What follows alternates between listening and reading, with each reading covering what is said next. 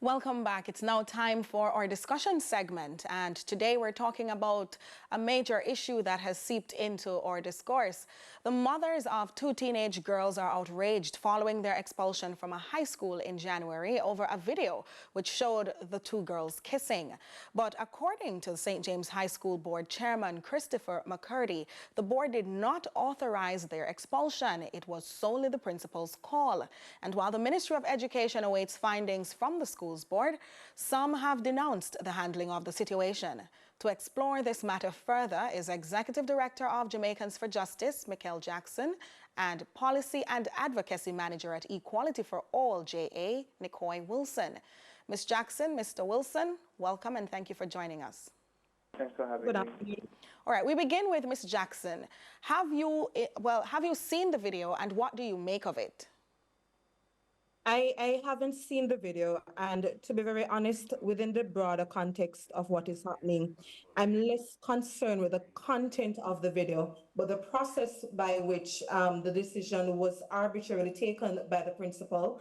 From what we have gleaned, however, and based on an initial conversation with one of the parents, it would suggest that it is a mere kissing of another child that would have led to this injustice. I hasten to point out that that particular action is no ground for a child to be expelled from school. I want the public to count with us. January 16 to February 16, 1 month. February 16 to March 16, 2 months. March 16 to April 16, 3 months. We're nearing the end of April. And to date, you have one child, the second child involved in this incident, still out of school, being denied her education, being denied access to due process. That is very problematic when we're here lamenting about the state of our education system, the state of violence within our society. Yet we have a principal who acted so unreasonably so with moral judgment that is now seeing a child being denied access to education for close to 3.5 months.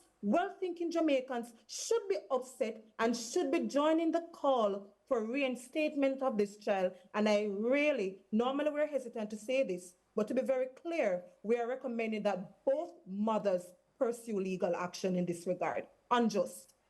Oh. Okay, well, Nicoy, I want to bring you in on this, Mr. Wilson.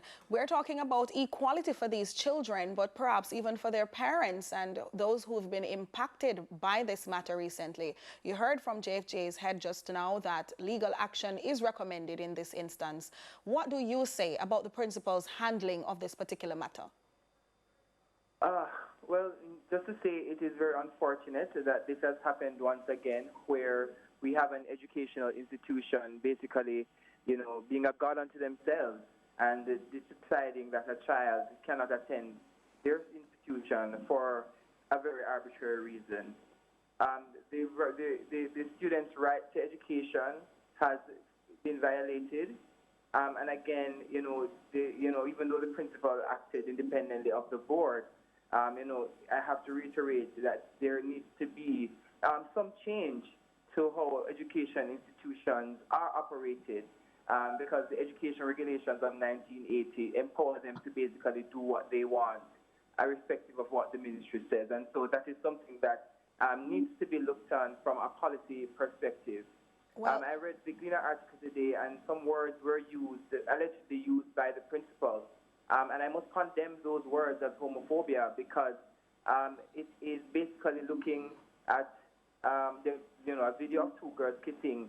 The word, and I will repeat the word that was used to describe it, it's very unfortunate, and it continues to perpetuate the view that persons who, participate in same-sex intimacy are not equal to those who do not.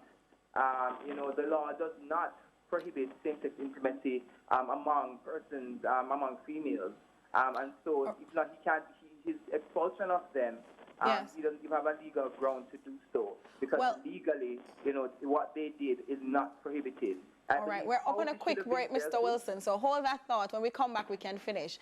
We're taking this break. Soon come back.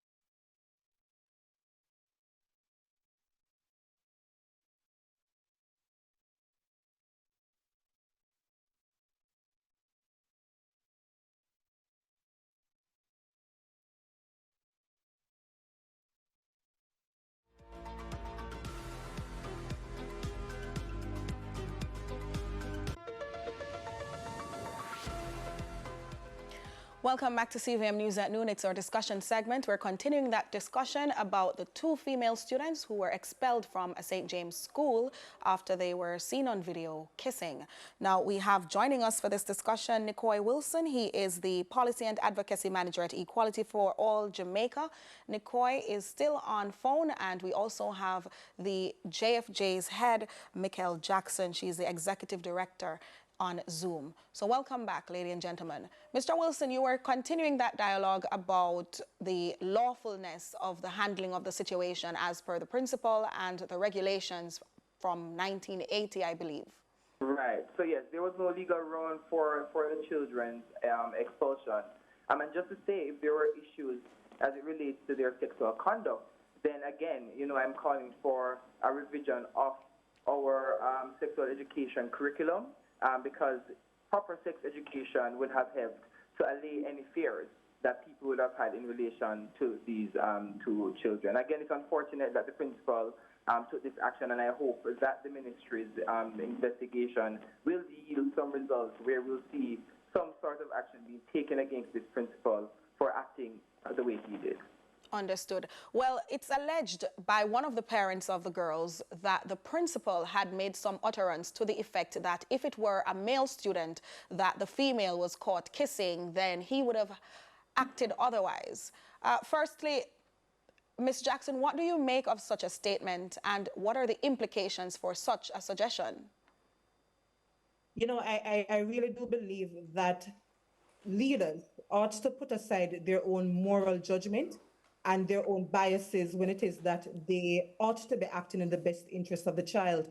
Mr. Wilson is absolutely correct. There was nothing unlawful about what the children did. And I hasten to point out that this was an opportunity, again, to ensure that you have the comprehensive sexual education being taught in schools, being taught in a way that there is no shame, no moral judgment, and the principal clearly acted contrary to natural justice. Now, I want to add very quickly that there is another matter that jumped out to me in this very context here. Nicole made mention of the education regulations, which was passed by way of the Education Act. Now, the regulation, and I take it to Regulations 30, is very clear that there are procedures that ought to be taken. Moving from suspension, there are particular days that the principal can impose. I think there's a maximum of 10 days. Within that particular period, a report ought to have been written and taken to the board. Upon taking that to the board should investigate. If the board needs more time, the board can only impose another 5 days for suspension, and the board can also say, let me reinstate that child with or without reprimand. Only with the board's approval can we even get to the stage of an expulsion. And within that process, it allows for the child and the child's parent or guardian to appeal. So by circumventing the board, natural justice was avoided. Very important. Well, should we at this point be addressing matters of adolescent sexuality in schools? Should we have a policy, so to speak? I know Nicoy touched on that earlier, but what says the JFJ, and final thoughts in our final minute? I believe that we should be adhering to what the comprehensive sexual education says. I think it's an important time for us to broaden what diversity means, but I also don't want us to miss the point here that the crux of the matter is that we had a child who was denied education for close to 3.5 months. The child ought to be reinstated, and I think the Ministry of Education must stand firm in its own duties, ensuring that the governance structures in the schools are operating, because here we have a board that apparently did not meet, did not constitute its structure for close to 7 months, and therefore the board chair, the Ministry of Education, ought to be held responsible in this regard. Is it an indictment, Nicoy, in your final few seconds? Is it an indictment on the ministry that they didn't know about it or intervene earlier? Your final thoughts. Indeed. So, yes, sure, they may not have the best monitoring system, but even when complaints go to them, in terms of how they're dealt with, many a times they're not dealt with in the best way, in an efficient way, and in a way that ensures fairness. And so it is an indictment on the ministry to do better when it comes on to the administration of justice within the education system, and ensuring that students' right to education is not taken away for reasons that are, in my view, are senseless. All right, thank you so much. That's Nicoy Wilson. He is the, let me just make sure, Policy and Advocacy Manager at Equality for All JA. And we also have on our discussion this afternoon, Executive Director of Jamaicans for Justice, Ms. Mikhail Jackson. Thank you so much, both of you.